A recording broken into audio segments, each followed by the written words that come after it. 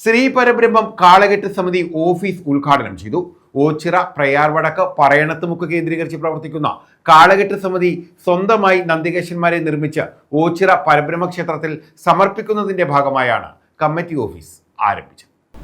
ഓച്ചിറ, പ്രയാർവടക്ക്, പറയണത്തുമുക്ക് കേന്ദ്രീകരിച്ച് പ്രവർത്തിച്ചു വരുന്ന ശ്രീ പരബ്രഹ്മം കാളകെട്ട് സമിതിയുടെ ഓഫീസാണ് പ്രവർത്തനം ആരംഭിച്ചത്. ഓച്ചിറ പരബ്രഹ്മ ക്ഷേത്രത്തിലെ 28ാം ഓണ മഹോത്സവവുമായി ബന്ധപ്പെട്ട് സ്വന്തമായി നന്ദികേശന്മാരെ നിർമ്മിക്കുന്നതിന്റെ ഭാഗമായാണ് ഓഫീസ് ആരംഭിച്ചത്. കരുണാലയത്തിൽ കരുണാകരൻ ഭദ്രദീപം തെളിച്ചു.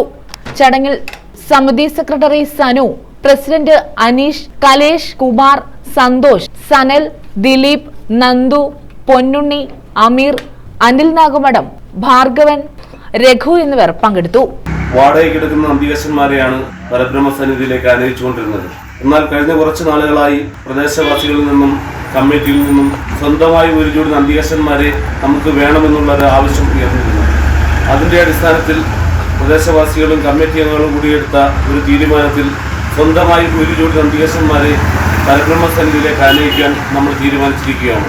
അതിന്റെ ഭാഗമായി ഈ വർഷം സ്വന്തമായി ഒരു ജോഡി നന്ദികേശന്മാരെ അണിയിച്ചൊരുക്കി പരബ്രഹ്മ സന്നിധിയിലേക്ക് ആനയിക്കുന്നതിന്റെ മുന്നോടിയായിട്ട് ഈ കമ്മിറ്റിയുടെ ഒരു കമ്മിറ്റി ഓഫീസ് ഉദ്ഘാടനമാണ് ഇന്നിവിടെ നടക്കുന്നത്. News bureau, Ochira.